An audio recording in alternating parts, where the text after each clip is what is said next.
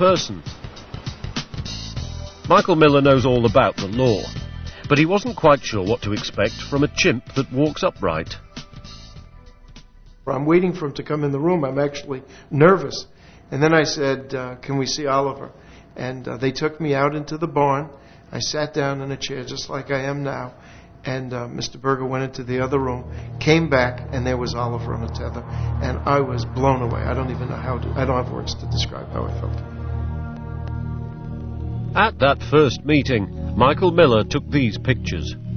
What he saw that day convinced him to buy Oliver there and then. But he had competition.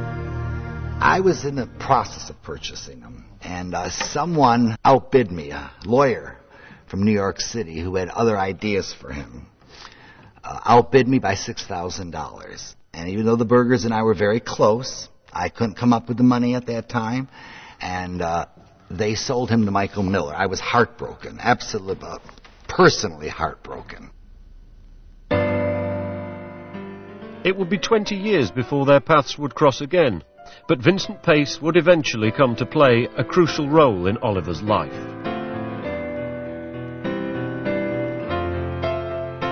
Michael Miller bought Oliver for $8,000. He knew nothing about keeping chimps, so he asked Oliver's previous owner, Frank Berger, to look after him. After all, he couldn't take him home to Manhattan. What would the neighbors say? Well, they thought I was crazy. I mean, everybody I knew thought I was crazy. They hadn't seen them. And so I just said, you know, I just bought this ape. It's the strangest thing I ever saw. I walked upright, and that's nice. But Manhattan attorney owns Bigfoot was not a story he was going to be able to keep to himself for long. Soon a journalist sensing a scoop came knocking at his door.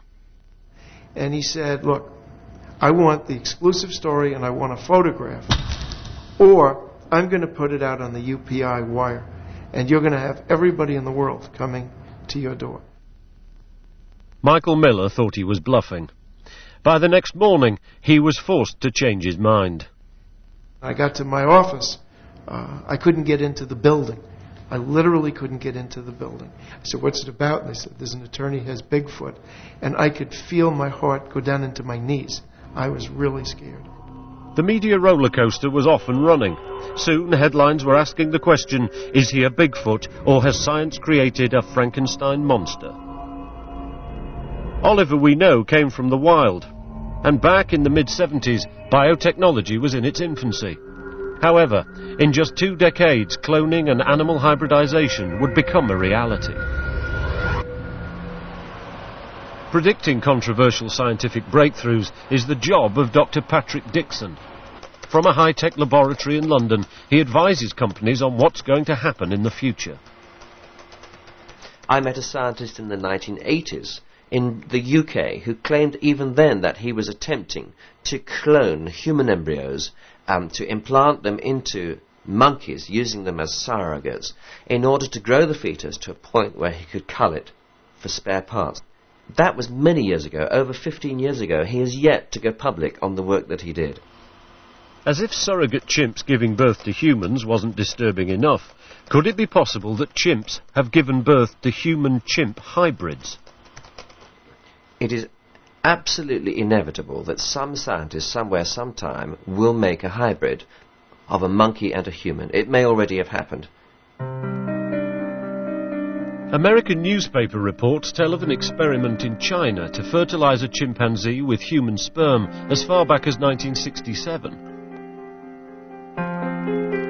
It's alleged the chimp was 3 months pregnant when cultural revolutionary rioters smashed up the laboratory, and it's said the pregnant chimp died of neglect.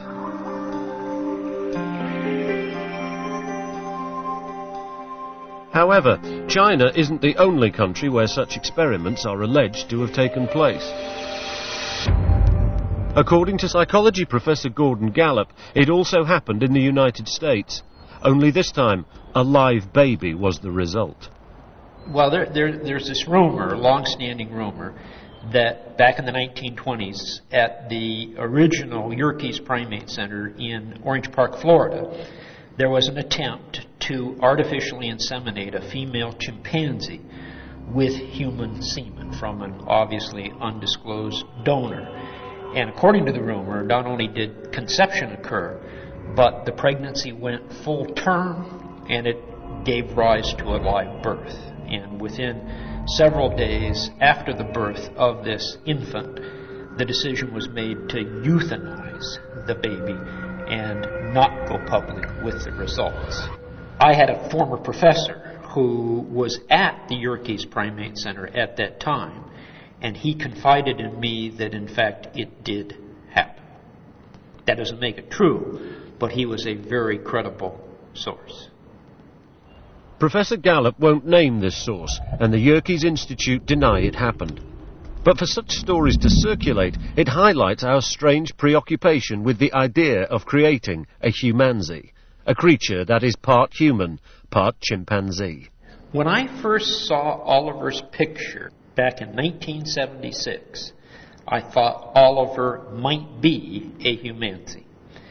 Some of his facial characteristics were peculiarly like those of a human.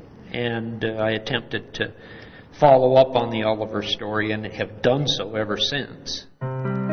So what might a cross between a human and a chimp look like? The appearance of other hybrids, such as the liger, suggests the offspring would inherit features common to both parents, as this artist's impression shows. However, the answer is we won't know for sure until such a creature is confirmed. It's these disturbingly human features that were to capture the world's attention and catapult Oliver to celebrity status.